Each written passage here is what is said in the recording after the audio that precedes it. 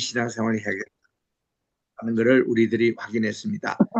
오늘은 우리 사도 바울의 기독교 교육 방법을 잠깐 소개하고 이어서 바울의 그런 교육 방법의 배경이 되는 그 유대인들의 그 교육 방법 이것을 공부하는 시간을 갖도록 하겠습니다. 먼저 사도 바울은 누굽니까? 이분은 그가 다소에서 출생한 디아스포라 유대인이었습니다. 디아스포라라는 말은 본질은 유대인 가정에서 태어났던 그가 이름이 집안에서는 사울이라고 불렀습니다. 근데 그가 집 밖에 나가면은 헬라 세계였습니다.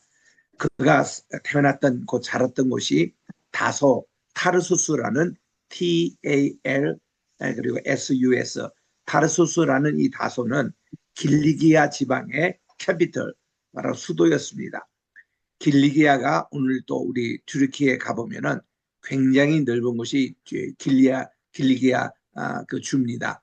이게 어느 정도 갔냐면은 큰 산이 여기에 있고 그 산을 넘어서 갑바도기아 가기 직전까지가 길리기아 그런 도성이었습니다.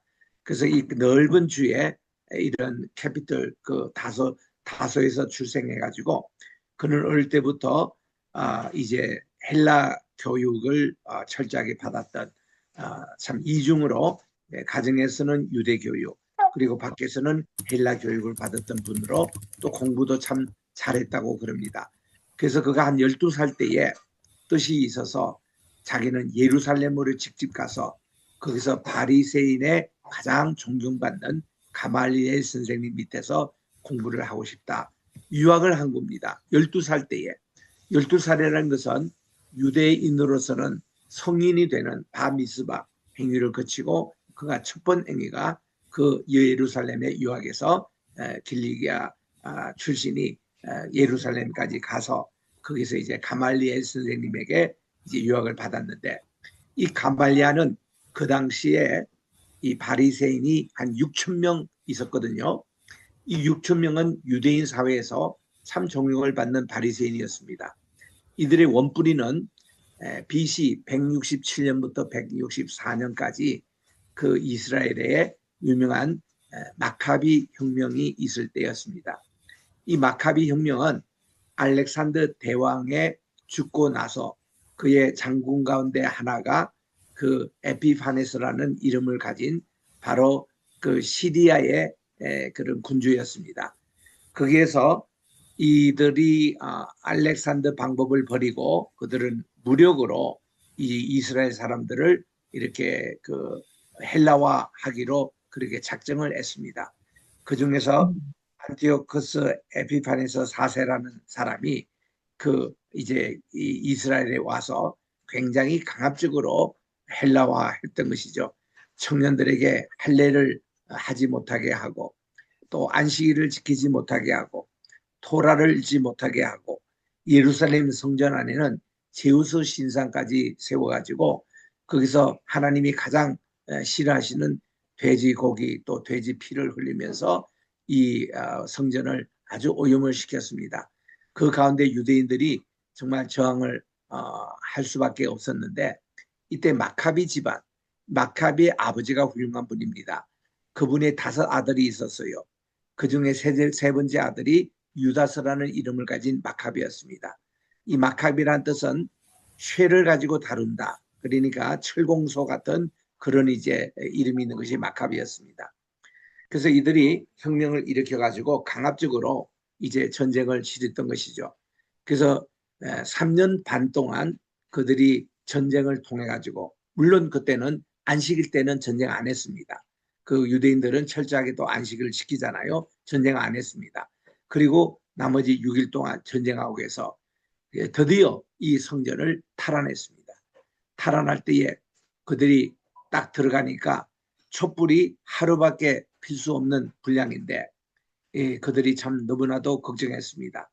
이 새로운 촛불을 위한 기름을 만들 때는 일주일이라는 기간이 필요했던 거거든요. 그게 토라에 명시되어 있습니다. 그래서 그들이 일주일 동안 이제 기름을 준비해서 딱 하니까 그 하루만 불타는 기름이 있던 그 촛불이 지금까지 타고 있는 거예요. 8일 동안이나. 그래서 그들이 이거를 다시 차지했다. 그래서 하나님 성전을 재봉헌했다 해서 한우카라고 그럽니다. 그 절기를. 이 한우카 절기 때는 이 촛대가 8개 있는 촛대를 사용합니다. 이거를 한우카 메노라라 그럽니다. 보통은 7개지 않습니까? 7개 성전 촛대인데 한우카 때만 8개를 사용하는 한우카 절기가 됐는데, 그때에 이제 그들이 모든 안티오쿠스 4세, 에피파네스, 이 무력, 오늘날 말하면 시리아입니다. 이 아람 군대를 다 물리치고 그들이 이제 나라가 독립이 됐습니다. 대단했던 일이죠.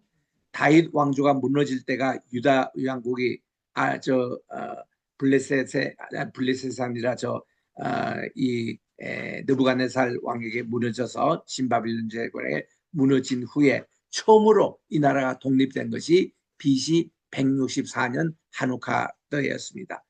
그래서 이 성전을 누가 다스리느냐?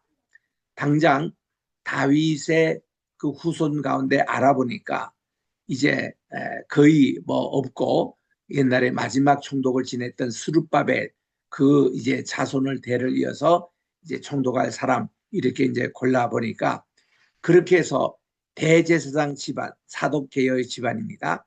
이들이 정치를 장악했어요. 그래서 이들이 예수님 당시에는 사두개인이라 이렇게 불렀습니다. 사두개인의 본래 뜻이 사독 계열의 집안이라는 뜻이거든요. 자독, 자두기언. 그래서 사두개인이라는 것이, 이들은 정치, 세속 정치에 참여했던 제사장 그룹을 얘기하고, 이때에 우리는 종교 생활만 힘쓰겠다, 경건 생활, 하나님이 일만 하겠다고 떨어져 나간 분들이 바로 그분들이 바리새인이 된 겁니다. 그 바리새인이라는 뜻이 파레스, 떨어져 나갔다, 세퍼레이트, 이 세상 그 정치와는 구분이 되는 이런 것이 바로 바리새의 뜻입니다. 그래서 이 바리새인이 그 처음에는 그렇게 수가 많지를 않았는데, 점점 이게 내려올수록 SNF라는 것이 있어서 종말 집단이 생기고, 예수님 당시에는 바리새인이 한 6천 명이 되는, 굉장히 그들이 존경을 받았습니다. 그들은 일주일에 2번씩 꼭 금식 기도했고요. 그리고 그들은 10의 1조를 철저히 지켰고, 그들은 구제라든지 이런 것을 아주 열심히 했던 분들로, 예수님이 이제 등장하니까 이상하게 바리새인들이 많은 백성들로부터 존경을 받다가 이제 그들의 허점이 자꾸 드러나니까 굉장히 긴장해서 이들이 예수님을 죽이려고 굉장히 노력을 했던 것이죠. 그러니까 이 사도 바울은 바로 이 바리새인 출신입니다. 그게 가장 수장이 되는 가말리엘 문화생에 유학을 와가지고 12살 때 유학 가서 그가 20살에 졸업을 했는데 1등으로 공부한 거예요. 그래서 가말리엘 선생님이 사도 바울은 장차 전체 바리새인을 이끌어갈 자기의 후계자로 키웠던 분이 이 바울입니다. 그래서 이제 바울이 예수님이 등장하고 활동하니까 바울은 멀찌감치 예수님에 대한 소문은 들어요.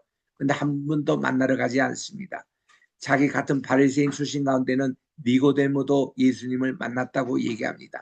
또 많은 바리새인 가운데 시몬이라는 분이 자기 집에 예수님을 초청했다는 얘기도 듣습니다.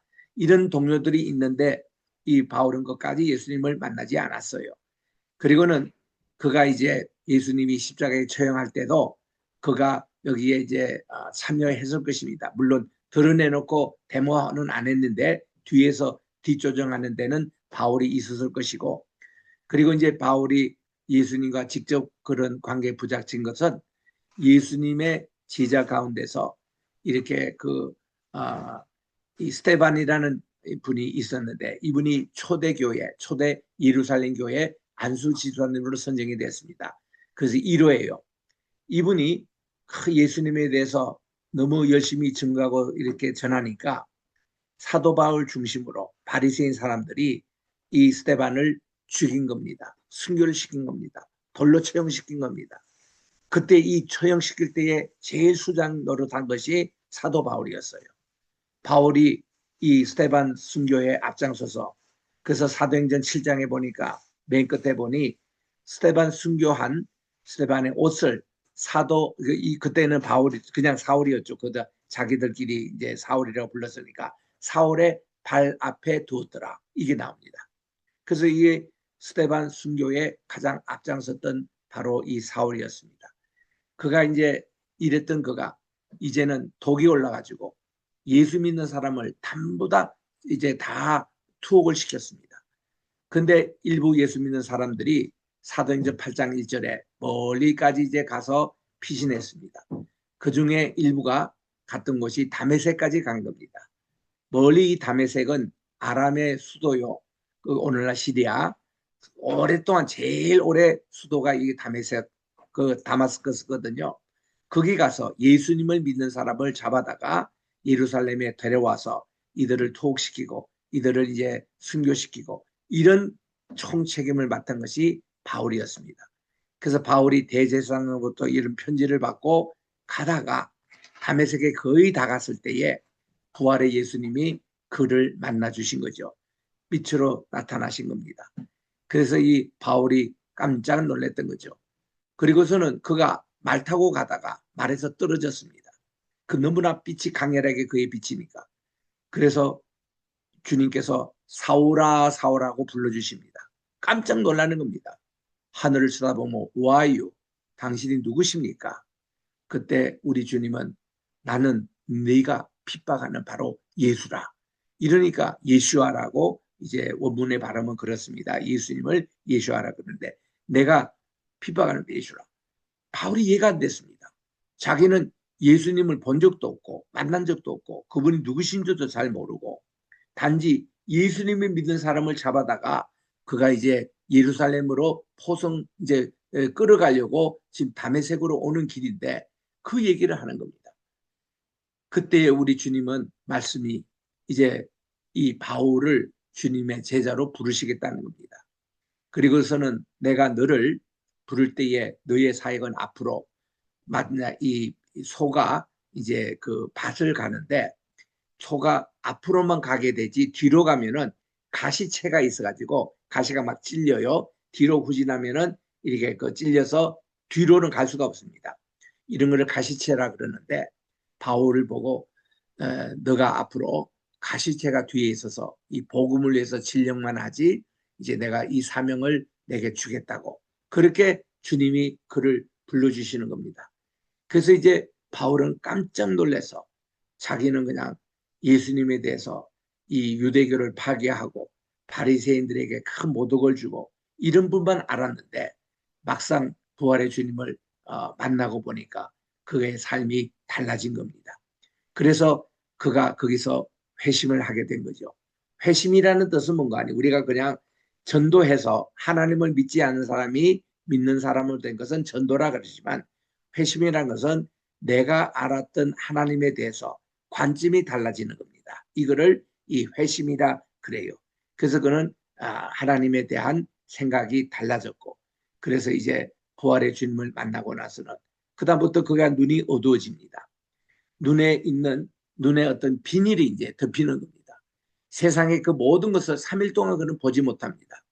마침 10번째 아홉 번째 재앙이 이집트에서 나올 때에 그 흑암의 재앙이 있었으니 지금도 그가 3일 동안 이제 보지를 못하는 겁니다. 이때에 사도 바울은 많이 그가 달라졌을 거예요.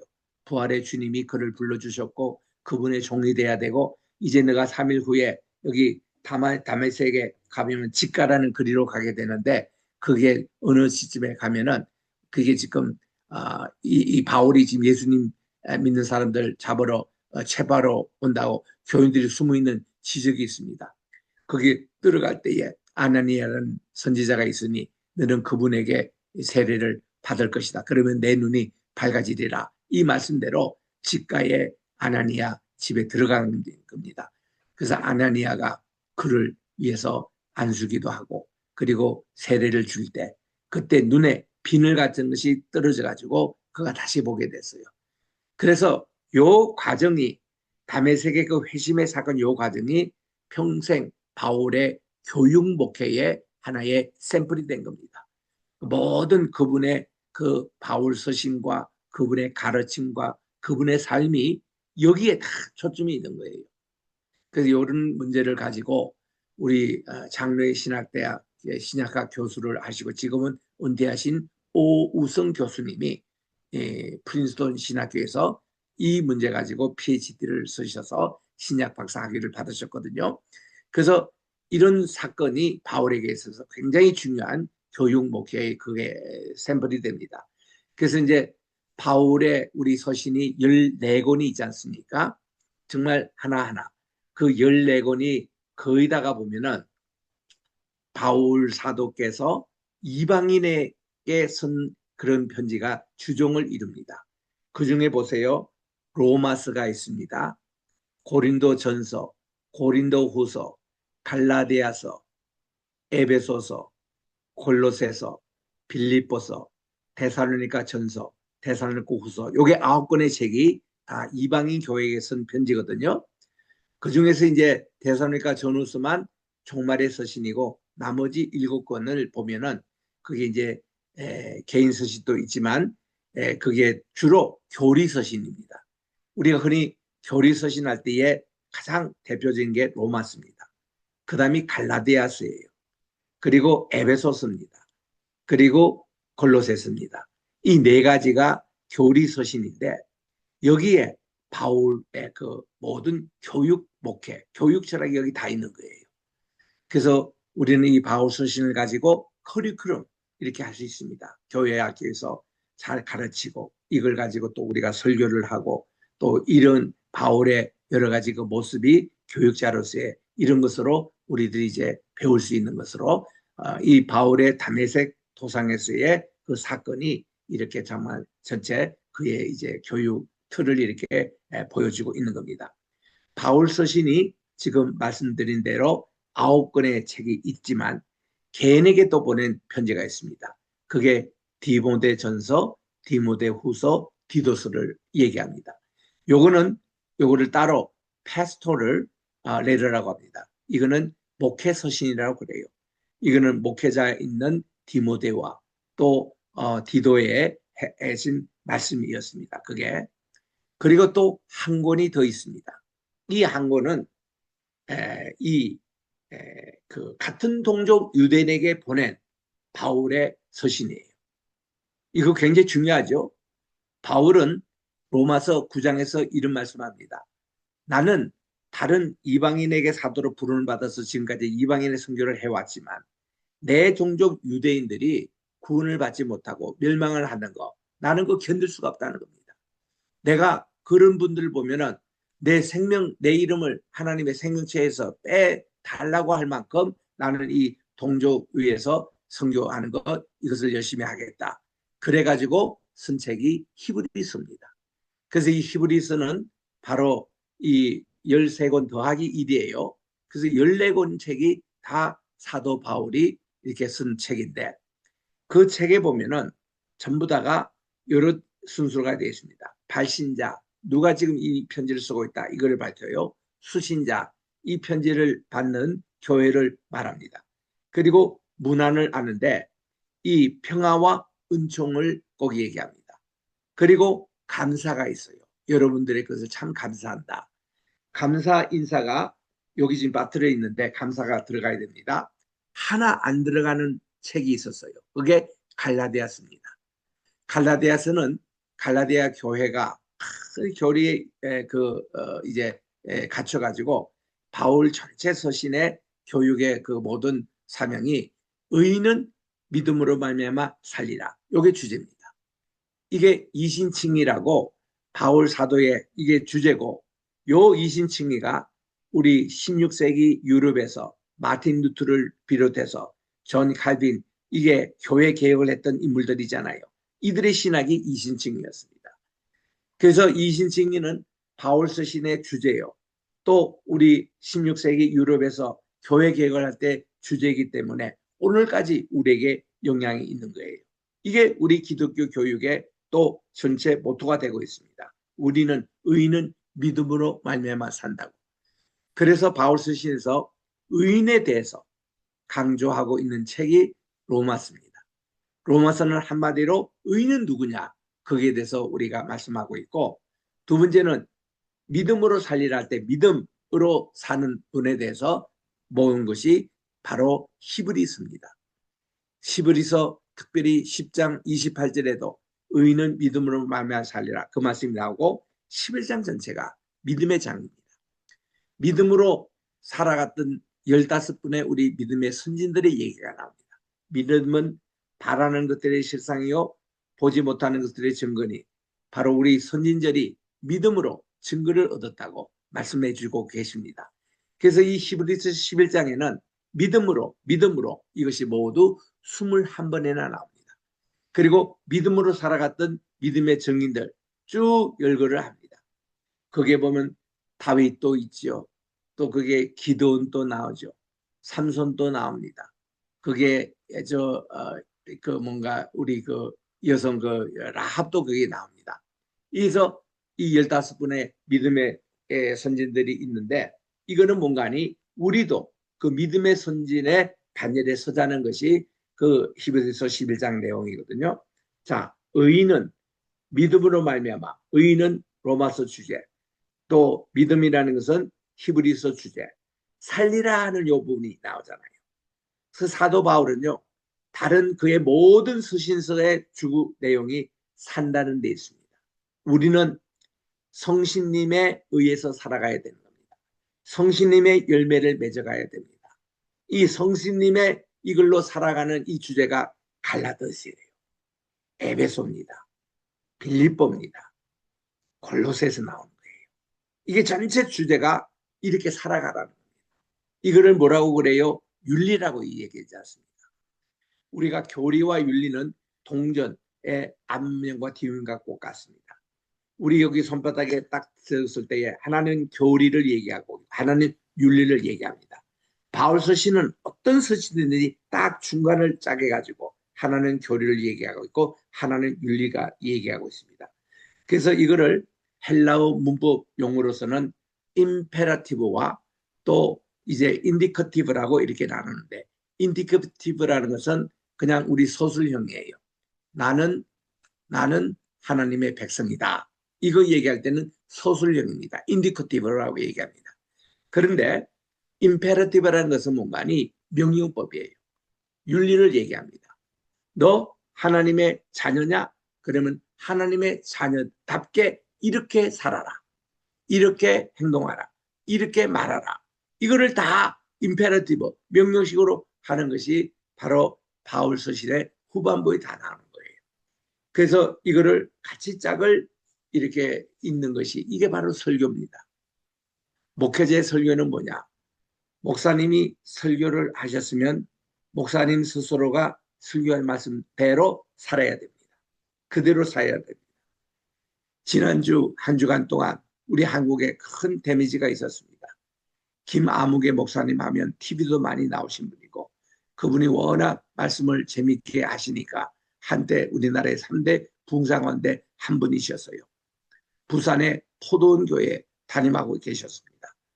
그런데 일주일 전에 그분이 이렇게 자기 교육자, 부교육자들 전도사님과 구역장과 또 여전도사님에게 막 이렇게 욕설로 하는 것이 공개가 돼가지고 그게 결국은 그 목사님이 현직 그 교단의 부총회장인데 그거 내려놓으셨죠. 또 담임 목사직 내려놓으셨죠. 그래서 그거는 이제 노예 부산 서노의 판단에 맡기는 겁니다. 그래서 이제 목사로서 면직하느냐 징계를 어떻게 하느냐에 따라서 목사님의 이제 운명이 결정돼 있는데 이런 일이 있었습니다. 이거는요 목회자로서는 도저히 해서는 안 돼. 언어가 참 중요합니다. 절대로 이 강당에서 욕하지 마세요. 어떤 내용이든지 예수님도 뭐 욕하셨는데 그런 거 핑계대지 마세요. 예수님은요 이 독사의 자식들아 그거 얘기할 때에 너무 위선에 빠지는 사람에게 그런 얘기를 하셨지 우리 한국의 군대에서나 쓰는 용어 해병대 애들이 쓰는 용어 그런 욕설을 한다는 자체가 목사의 자격이 없는 겁니다.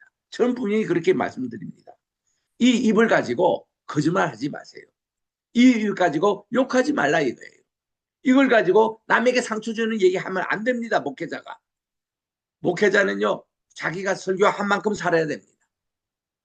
그래서 이 요한 칼빈 우리 장로교 시작한 분 아닙니까? 요한 칼빈이 개혁신학을 하셨고 이걸 가지고 이제 존 낙스가 스코틀랜드에 가서 시작한 것이 장로교 원불이지 않습니까? 이분도 말이죠. 목회자가 하나님 말씀을 대언하는 사명을 가졌는데 이거를 오늘 또 말씀을 선포함으로 변화가 일어나게 해주십시오. 역사가 일어나게 해주십시오. 설교하기 전에 3시간이나 강당에 무릎을 꿇고 기도하신 분이 우리 요한 갈비 목사님이에요. 그리고 그분이요, 이걸 가지고도 내가 변화되지 않고 이게 힘들다면 5시간씩 기도했다고 그럽니다. 이런 충분한 기도하고 나가서 하나님 말씀에 대언하는 것이지 하나님이 언제 욕하라고 그렇게 대언자로 세워주시던가요? 하나님이 거짓말하라고 세워주시는가요? 강당에서는요, 함부로 그런 이상한 농담도 하지 마십시오. 그러면은 이게 말씀이 그냥 흐려지는 겁니다.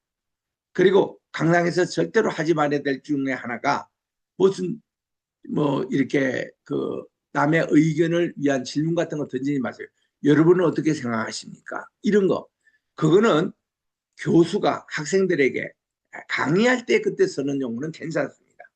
근데 강당에서 하나님 말씀을 대언하는 입장에서는 자기 생각이 어떻고 여러분 생각하고 그거 나누는 것은 설교가 아닙니다. 설교는 하나님 주신 말씀을 그대로 전하는 대언자의 역할을 하는 것이지 그런 거 아니에요. 그래서 이런 문제를 우리들은 사도 바울 쌤을 통해서 잘 배워야 합니다. 물론 이제 갈라디아서 같은 데 보면은 하도 이 사람들이 바울이 말이죠. 자기가 하나님께 소명을 받고 예수님을 3년 동안 따라서 다니지 않아도 주님이 스스로 사도라고 불러주셨거든요. 그래서 그는 오늘날 페트라 같은 곳에 아니면은 저기 시내산 사우디아라비아에 있습니다. 그게 엘리야 동굴. 거기 가서 그가 3년을 지내면서 아라비아 가서 3년을 지내면서 하나님이 매일 예수님께서 나타나시면서 얘들아 너 사도 바울 너는 예수님을 3년 동안 혼생을 따라자니 않기 때문에 그때 있었던 일을 다 얘기한다면서 첫날은 이런 일이 있었단다. 둘째 날은 이런 일이 있었단다. 다 3년 동안 일을 가르쳐 주신 거예요. 바울은 기억도 좋지만 머리도 비상하니까요. 이걸 가지고 자기가 주님께 수업받은 것을 그대로 와서 예루살렘에 그 후에 왔잖아요. 기둥과 같이 여기는 베드로를 만납니다. 야고보를 만납니다.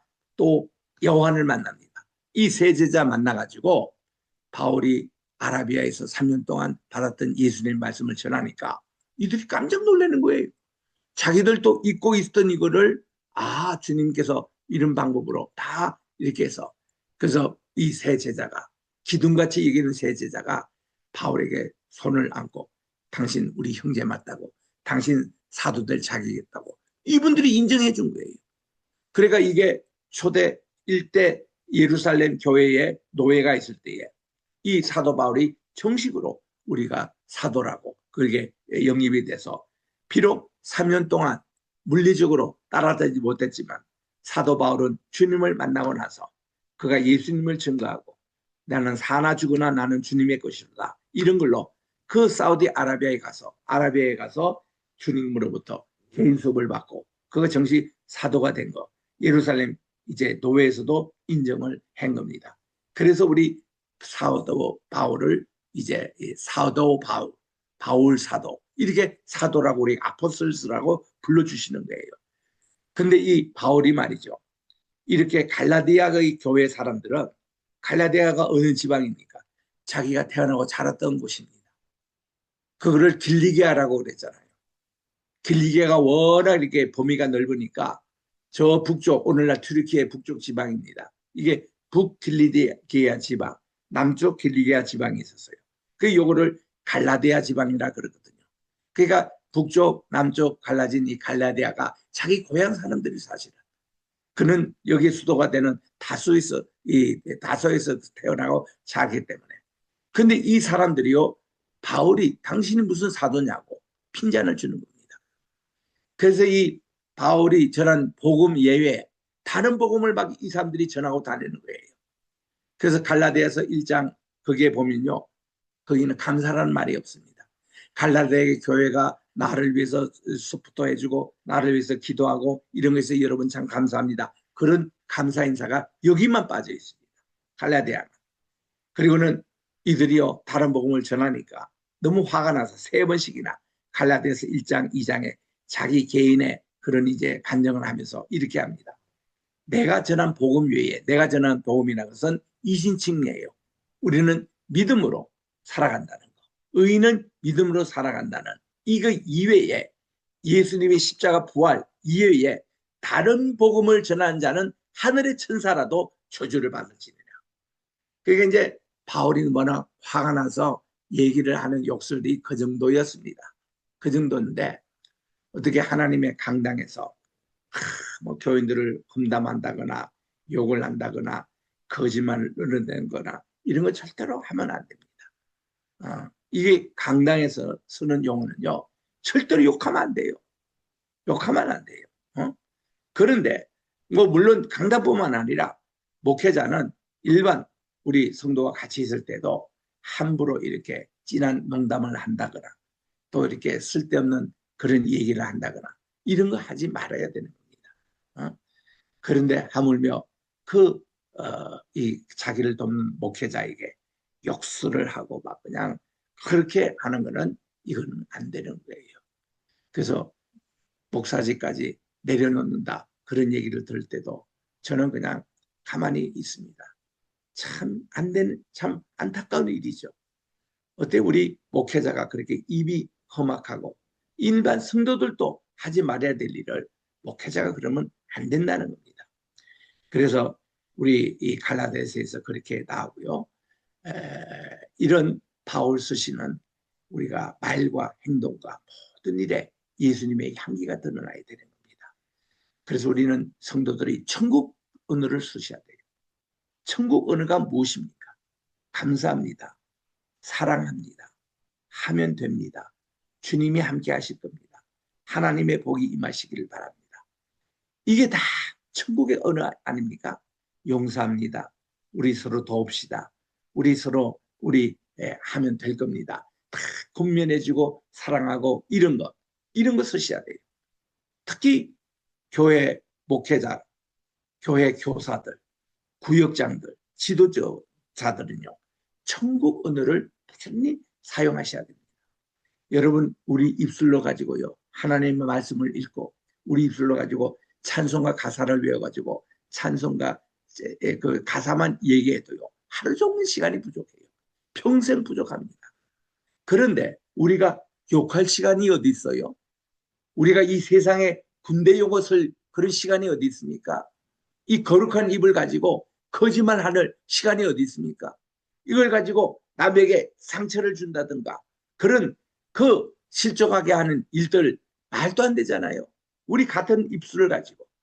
그래서 우리 야고보서에 보니까 야고보 장로님은 말이죠. 야, 물이 있는데 이 물이 쓴물이 나오든가 단물이 나오지 않느냐. 한 샘에서 어떻게 단물도 나오고 또 쓴물도 나올 수 있냐 이거야.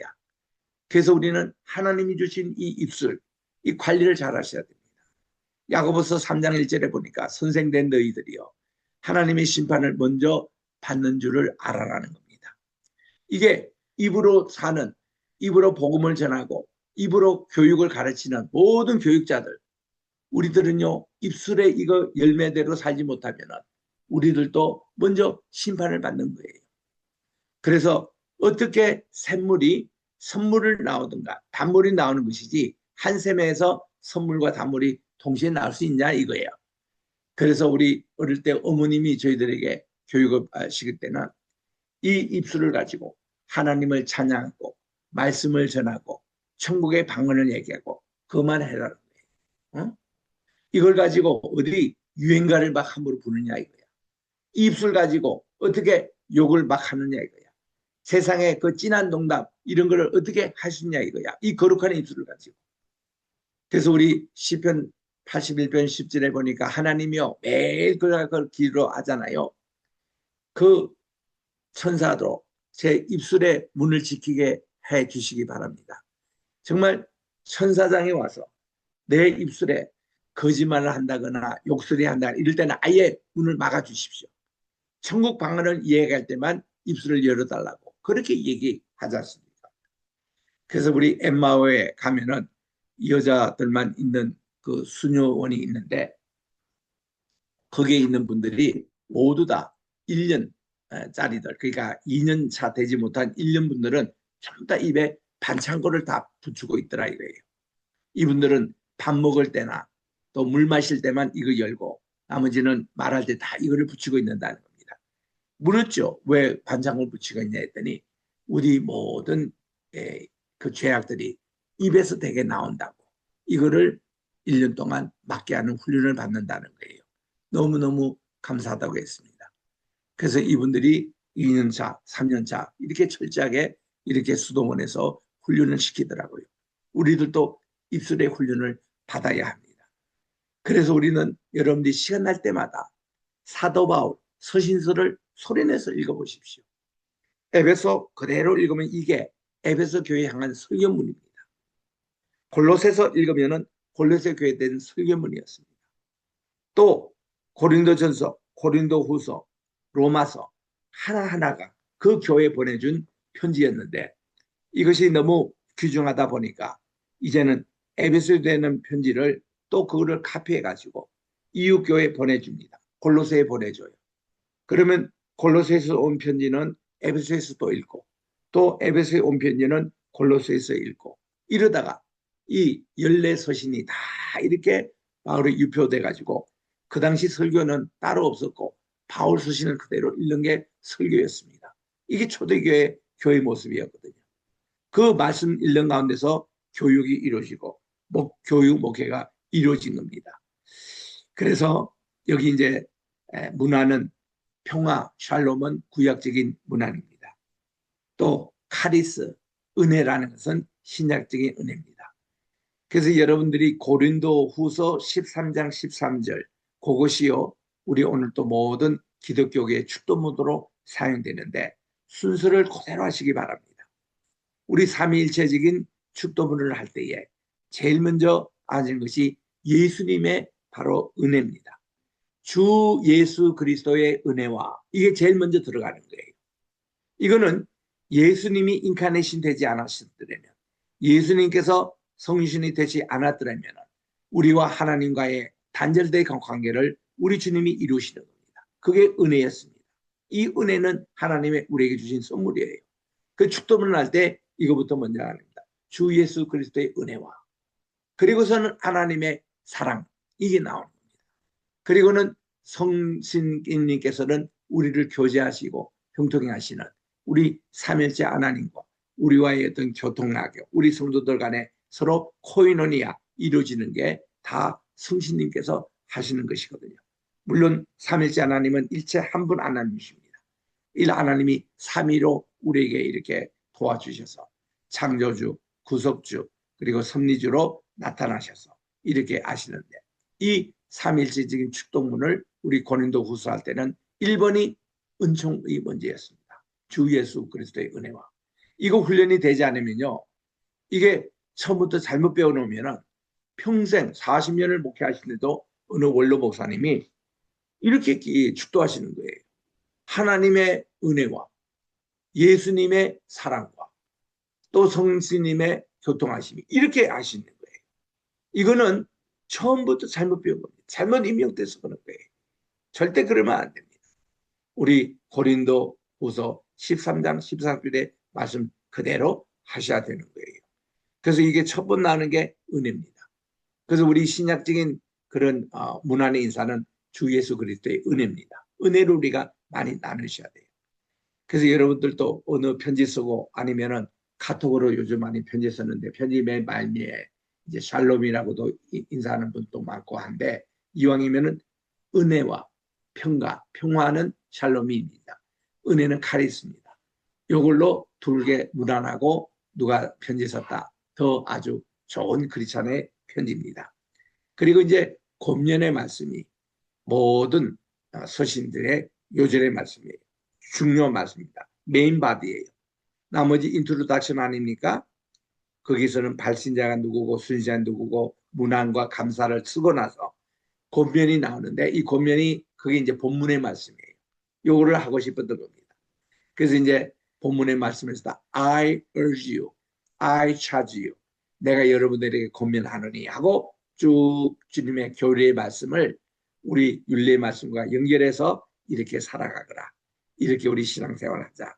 이렇게 복음이 이렇단다. 이거를 설명하는 게 메인바디입니다. 그 자체가 전부 다 우리에게는 커리큘럼이 되는 거예요. 다 기독교 교육에. 그리고 문안과 안부 전하고 축도로 마치고 있습니다.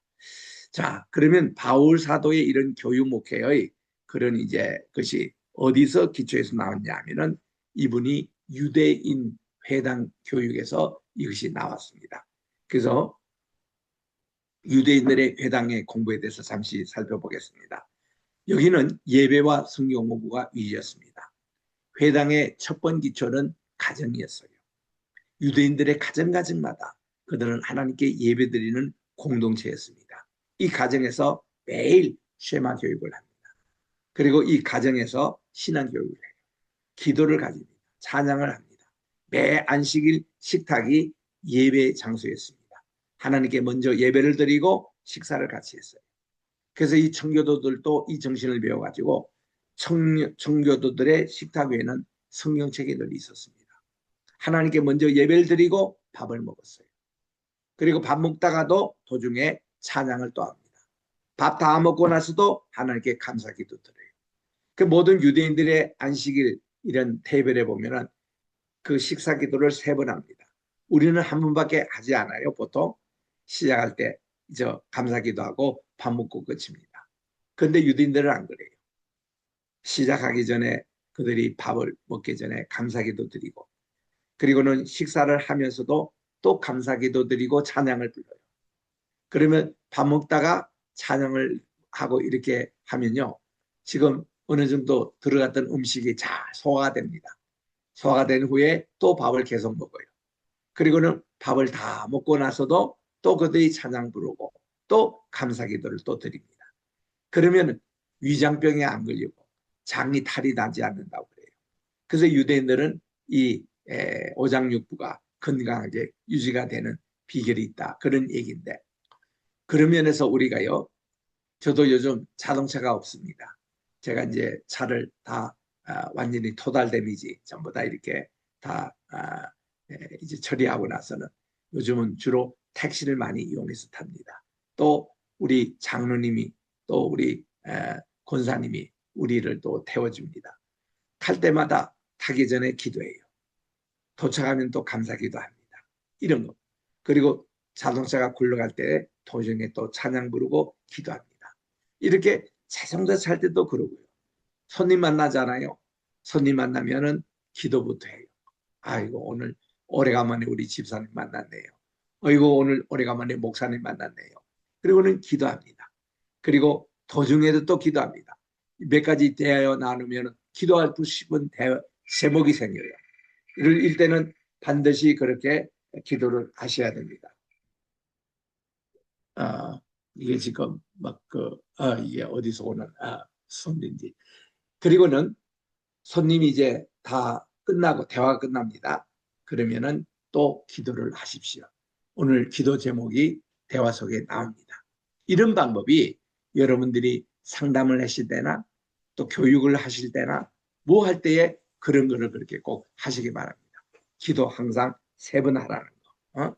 식사 기도 오늘부터 3번씩 하십시오. 하기 전에 도중에 식사 다 마치고도 또 기도하십시오. 그런 이제 유대인들의 그 배울 것이 그래 맞는데 우리 교환을 통해서 보겠습니다. 기도, 성경 낭독, 그리고 해설, 찬미, 교제 등으로 구성된 회당 예배는 흩어진 유대인들에게 의해서 발전된 것이었습니다. 여기서 이제 흩어지는 것은 바벨론 포로에 잡혀갔을 때 이제 그들이 성전이 다 무너졌습니다. 성전이 무너지니까 제일 타격받은 사람이 누구겠죠? 대제사장, 또 제사장들, 또 레위인들 이분들이 가장 큰 타격을 받았습니다. 할 일이 없어진 거예요. 그래서 이제 이들이요 이제 성전이 없어지니까 그들이 물이 있는 곳에 이 물이라는 것은 생명수를 그들은 생각했던 겁니다. 여기 곳에 그 물이 있는 곳이 뭡니까? 바닷가, 해변가입니다. 또 냇가입니다. 또 물이 많이 모이는 곳 이것을 주로 안식일 날 하면은 유대인들이 거기에 모여요. 그래서 유대인들이 이제 그 성인식 받은 유대인들 10명이 모이면은 회당이 구성될 수가 있습니다. 그래서 이 회당이 구성되면 하나의 정식 예배가 가능합니다. 그래서 여기에 이렇게 예배를 드렸던 것이 회당 예배가 된 겁니다. 처음에 이렇게 무슨 건물이 있거나 뭐 있는 그런 장소가 아니라 여기서 봤습니다. 가정에서도 또 그들이 모였던 것은 그거는 회당 예배 이전부터 있었던 교육 방법이었습니다. BC 588년에 유다가 신바빌론 제국 느부갓네살에 의해서 멸망됐지 않습니까? 이때 솔로몬 성전도 파괴됐습니다. 동시에 제사장들도 모든 권리를 박탈당합니다. 대제사장, 부제사장, 3명의 수문장들을 비롯한 성전의 고위 관리들이 모두 포로로 붙잡혀 림나에서 그 느부갓네살에 의해서 처형을 당했습니다. 열왕기하 25장, 예레미야 52장 나옵니다. 지금 새벽 기도회마다 예레미야를 지금 공부하는데 다음 주말쯤 요 구절을 아마 공부할 겁니다. 그래서 이 회당 예배가 사독의 후손이 되는 바로 에스겔, 또 아비아들의 후손이 되는 예레미야, 이런 분들 중심으로 있는 처소에서 예배를 드리게 됐습니다.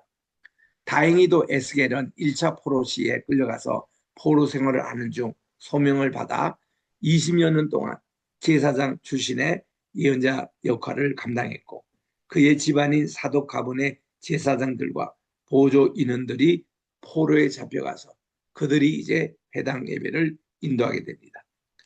솔로몬 등극 시에 축출되었던 아비아달 제사장의 지도청, 바로 예레미야를 얘기하죠.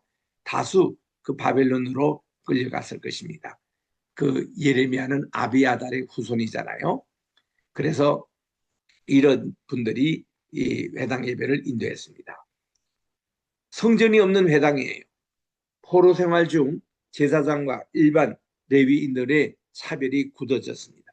남은 제사장들도 성전이 없기 때문에 그들의 역할이 주로 율법, 역사서, 예언서 등 문헌들을 정리 보관하는 데 집중하거나 농사했을 것입니다. 아베아달 게달의 후손이 또 이들이 회당 중심 예배를 발전시킨 데 공로자입니다. 한편 예루살렘에도 일부 레위 지파 사람들이 남아 있었는데 아비아달 계열의 제사장, 이들이 이전에 귀향간 장소가 아나돗이라는 곳이잖아요. 예레미야 고향이 되는 아나돗. 이런 데 중심으로 그들이 예배를 드렸고요.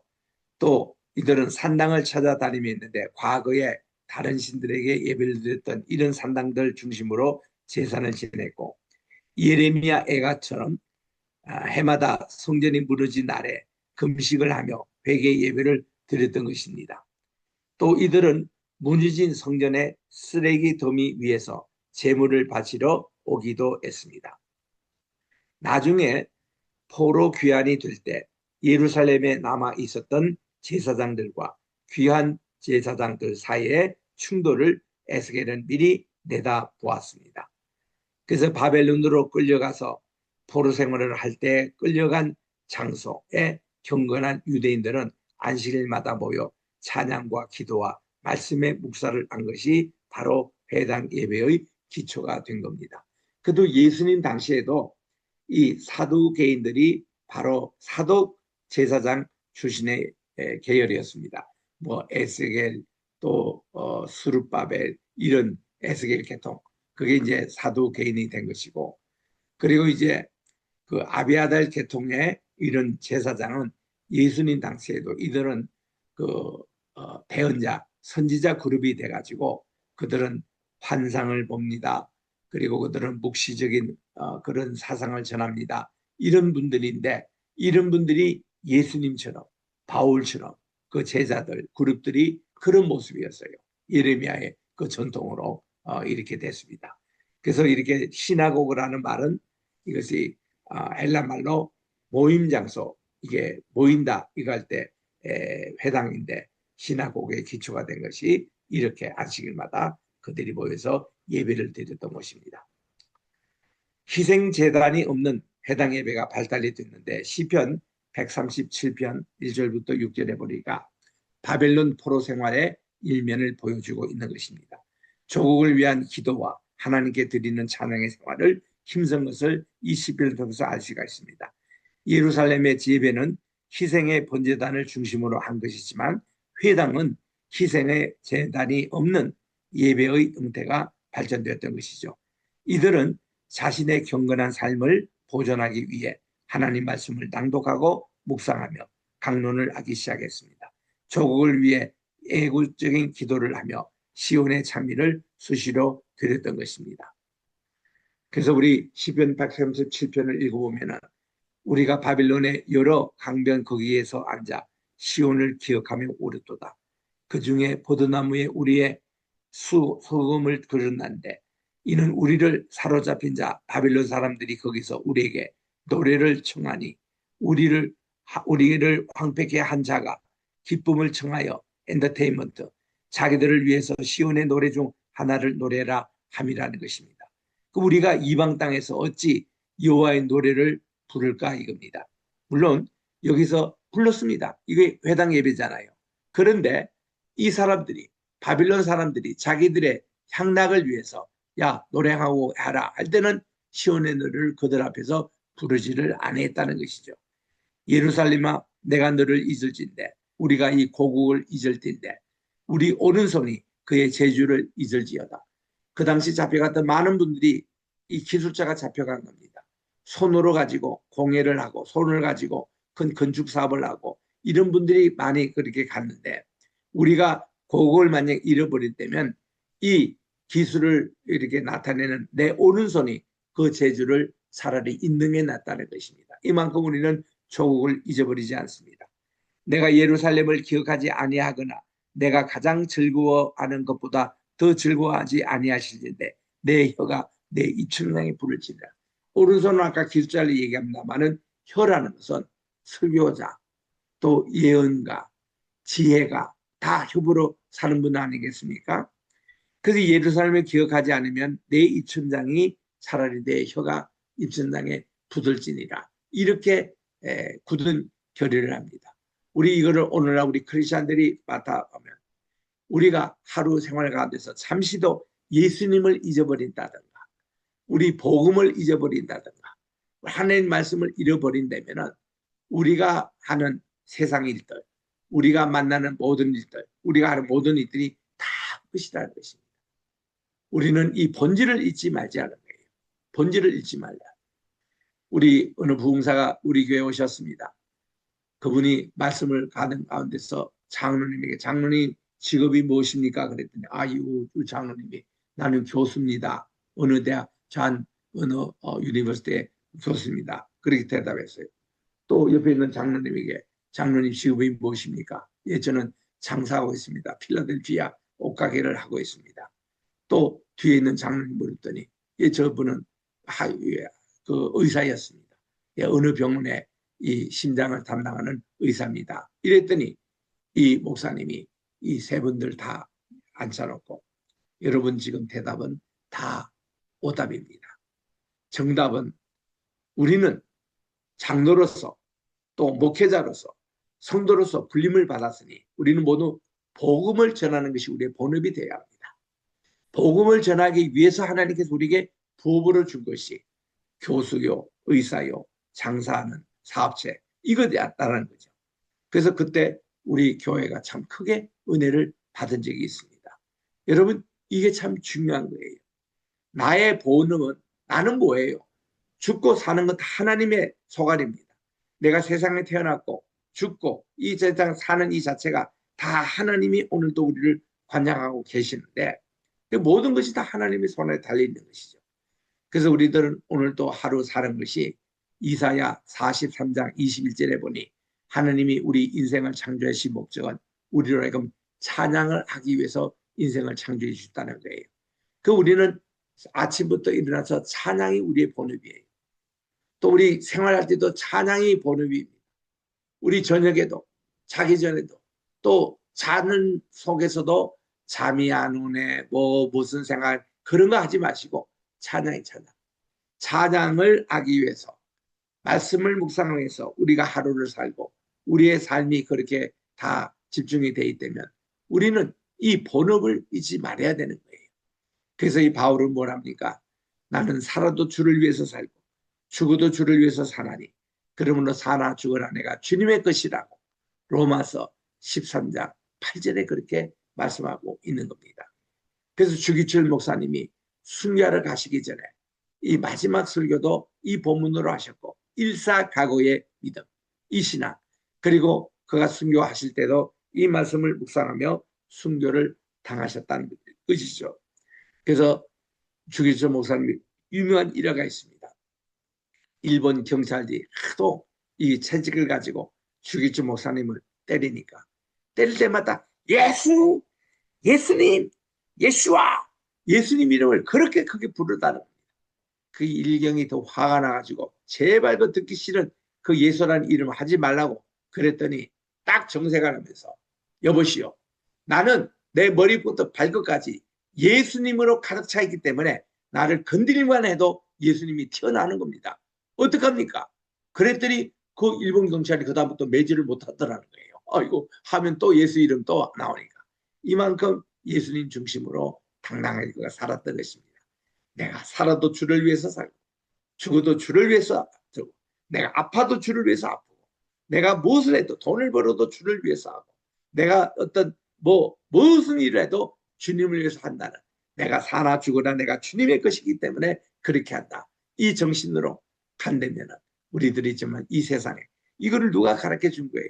사도 바울이 오늘도 그의 믿음의 고백을 가지고 다메섹 선상에서 그가 변해됐던, 여러분 다메섹 선상에서요 그분이 본래 사울이었는데 다메섹 선상에서 그가 바울로 변했다, 이거 거짓말입니다. 가짜 뉴스입니다. 더 이상 그런 거 얘기하지 마십시오. 바울은 그가 태어날 때부터 그의 이름이 사울이었습니다. 왜냐? 여기 베냐민 지파의 집에서 태어났던 거기 때문에. 그리고 그는 밖에 나가면 디아스포라, 이게 헬라권이었습니다. 헬라권에서 그의 헬라식 이름을 가지게 바울이었어요. 어렸을 때 그렇게 가졌는데 바울은 그 후로도 유대인들 사이의 공동체에 모일 때는 그는 사울이라는 이름을 썼습니다. 그런데 사도행전 13장 8절에 보니까 이방의 선교를 나갈 때는 그가 바울로 그렇게 이름을 썼을 뿐입니다. 그리고 다시 그가 예루살렘에서 잡혀가지고 재판을 받을 때는 사도행전 22장부터 27장까지 또 사울이라는 이름을 씁니다. 그리고는 그가 또 이방인들에게 나갈 때는 바울이라는 이름을 써요. 이게 정통의 해석입니다. 그런데 한국 교회만 무슨 사울이 변하여 바울로 됐다, 사울이라는 것은 큰 자라는 뜻이고 바울이라는 것은 작은 자라는 뜻이다, 그가 예수님 만나고 겸손해졌다, 이거 다 엉터리입니다. 사울이라는 뜻이 큰 자라는 뜻이 아니고 하나님께 질문하다는 뜻이거든요. 바울이라는 것이 작은 조약들이란 말입니다. 그러니까 이런 말을 엉터리 이렇게 전했던 것이 한국 교회인데 그거 다시 하지 않는 게 좋습니다. 오늘 벌써 시간이 다 됐네요. 오늘은 사도 바울 그리고 또한 유대인 그런 이 회당 교육을 오늘 공부를 했습니다. 자, 이제 여러분들 질문과 답변 시간인데 우리 분교장님께서 인도해 주시기 바랍니다.